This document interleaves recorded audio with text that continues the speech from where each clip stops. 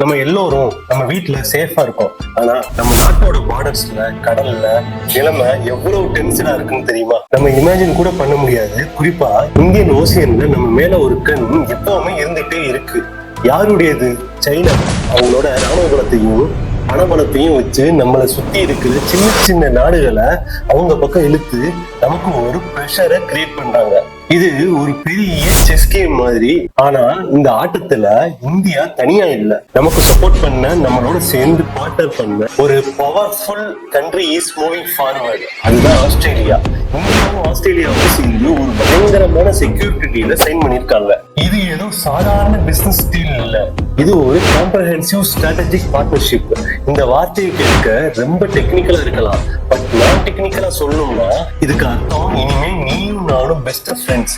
உனக்கு ஒரு பிரச்சனைனா நான் வருவேன், எனக்கு ஒரு பிரச்சனைனா நீ வரணும். இதுல ராணுவ ஒத்துழைப்பு, submarine technology sharing, military base success பல விஷயங்கள் அடங்கி இருக்கு. இது எப்படி சைனாவுக்கு ஒரு பெரிய செக்மேட் வைக்க போகுது? இந்த டீல்னால நமக்கு என்ன பெனிஃபிட்? ஃபுல் டீடைல்ஸும் ஸ்டெப் பை ஸ்டெப்பா பார்க்கலாம். ஃபர்ஸ்ட், இந்த டீல்ல இருக்கிற முக்கியமான ஒரு future mutual logistic support agreement, அதாவது MLSA. இதோட அர்த்தம் என்ன? ஒரு கிரிக்கெட் அனலாகிய வச்சு இதை புரிஞ்சுக்கலாம். இப்ப இந்தியன் கிரிக்கெட் டீம் ஆஸ்திரேலியால போய் விளையாடுறாங்கன்னு வச்சுக்கோங்க. அவங்களுக்கு பிராக்டிஸ் பண்ண கிரவுண்ட் வேணும், தங்குறதுக்கு இடம் வேணும், எக்யூப்மெண்ட் வேணும். அதே மாதிரி ஆஸ்திரேலியன் டீம் இங்க வந்தா அவங்களுக்கும் இந்த ஃபெசிலிட்டிஸ் எல்லாம் தேவைப்படும். MLSAன்றது இது மாதிரிதான். நம்மளோட போர் கப்பல்கள், விமானங்கள் எல்லாம் இந்தியன் ஓசியன்ல பேட்ரோல் பண்ணும்போது அவசரமா ஃபியூல் போடணும்ல, சின்ன ரிப்பேர் பண்ணணும்னா அவங்க பக்கத்துல இருக்கிற ஆஸ்திரேலியன் மிலிட்டரி பேஸை யூஸ் பண்ணிக்கலாம். அதே மாதிரி அவங்களும் நம்மளோட நேவல் பேஸ்களை பயன்படுத்திக்கலாம்.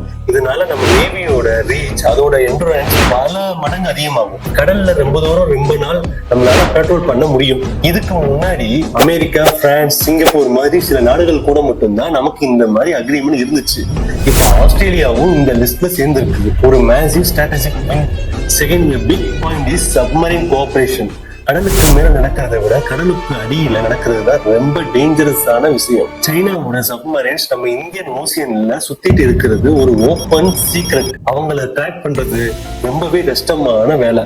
ஆன்டி சப்மரைன் வார்ஃபேர்ல ஆஸ்திரேலியா ரொம்பவே அட்வான்ஸ்ட் டெக்னாலஜி வச்சிருக்காங்க. இப்ப இந்த டீல் மூலமா அந்த டெக்னாலஜியையும் ட்ரைனிங்கையும் நமக்கு கிடைக்க போகுது. இது எப்படி இருக்குன்னா, ஒரு இருட்டு காட்டுல ஒரு திருடனை தேடுற மாதிரி.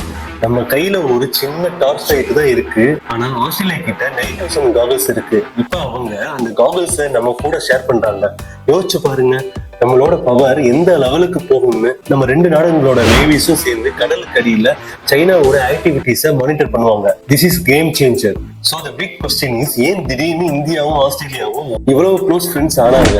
ஒரே ரீசன் தான், சைனாவோட ஆதிக்கத்தை இந்தோ பசிபிக் ரீஜன்ல கட்டுப்படுத்தணும் தான். இந்தோ பசிபிக்ன்றது இந்தியன் ஓசியன்ல இருந்து பசிபிக் ஓசியன் வரைக்குமான கடல் பகுதி. உலகத்தோட பாதிக்கும் மேல கடல் வர்த்தகம் இந்த வழியா தான் நடக்குது. இந்த ரூட்டை தன் கண்ட்ரோல்ல கொண்டு வரணும்னு சைனா ரொம்ப அக்ரெசிவா மூவ் பண்ணிட்டு இருக்காங்க. சவுத் சைனா சீல சின்ன சின்ன தீவுகளை மிலிட்டரி பேஸா மாத்துறது, மற்ற நாடுகளை மிரட்டுறதுன்னு பல வேலைகள்ல பாக்குறாங்க. இதை பார்த்துட்டு அமெரிக்கா, ஜப்பான், இந்தியா, ஆஸ்திரேலியா இந்த 4 நாடுகளும் சேர்ந்து ஒரு குரூப் ஆரம்பிச்சாங்க. அதுக்கு பேர் தான் குவாட். இந்த குவாட ஒரு பிசினஸ் அலையன்ஸ் மாதிரி பாருங்க. ஒரு பெரிய மோனோபொலி கம்பெனி சைனா மத்த சின்ன சின்ன கம்பெனிகளை எல்லாம் பிசினஸ் விட்டு விரட்ட பாக்குது. அப்போ இந்த சின்ன கம்பெனிஸ் எல்லாம் ஒண்ணு சேர்ந்து இனிமே நாம சேர்ந்துதான் இந்த மோனோபொலி எதிர்ப்போம், ஃபேர் காம்படிஷனை உருவாக்கணும்னு முடிவு பண்றாங்க இல்லையா? அதுதான் குவாட். இந்த அலையன்ஸை இன்னும் ஸ்ட்ராங் ஆக்குற ஒரு முக்கியமான மூவ் தான் இந்த இந்தியா ஆஸ்திரேலியா செக்யூரிட்டி டீல். இது வெறும் பேப்பர்ல போட்ட கையெழுத்து இல்ல, இது சைனாவுக்கு நாம அனுப்புற ஒரு கிளியரான message. We are watching you and we are united. Prime minister Narendra மோடியும் ஆஸ்திரேலியன் பிரைம் மினிஸ்டர் ஸ்காட் மாரிசனும் ஒரு விர்ச்சுவல் சப்மிட்ல தான் இந்த டீல்ல ஃபைனல் பண்ணாங்க. அவங்க ரெண்டு பேருமே சவுத் சைனா சீல நடக்கிற விஷயங்கள் பத்தின கவலைய வெளிப்படையா பேசினாங்க. இது மிலிட்டரி கோஆபரேஷன் மட்டும் இல்ல, சயின்ஸ், டெக்னாலஜி, சைபர் செக்யூரிட்டி, ஏன் COVID-19 பேண்டமிக்கை சமாளிக்கிறதுல கூட ரெண்டு நாடுகளும் சேர்ந்து ஒர்க் பண்ண போறாங்க. இது ஒரு மல்டி லெவல் பார்ட்னர்ஷிப். இந்த டீல்னால சாதாரண மக்களுக்கு என்ன லாபம்னு நீங்க கேட்கலாம். ஒரு நாடு சேஃபா இருந்தாதான் அதோட பொருளாதாரம் வளரும், மக்களுக்கு வேலை வாய்ப்பு கிடைக்கும், நம்ம வாழ்க்கை நிம்மதியா இருக்கும். நம்மளை சுத்தி ஒரு பாதுகாப்பு அரணை உருவாக்குறதுக்கான ஒரு முக்கியமான ஸ்டெப் தான் இந்த இந்தோ பசிபிக் ரீஜன் ஒரு போர் முனையா மாறாம ஒரு பீஸ்ஃபுல்லான ட்ரேட் ஜோனா இருக்கணும்னா இந்த மாதிரி ஸ்ட்ராட்டஜிக் பார்ட்னர்ஷிப் ரொம்ப ரொம்ப அவசியம்.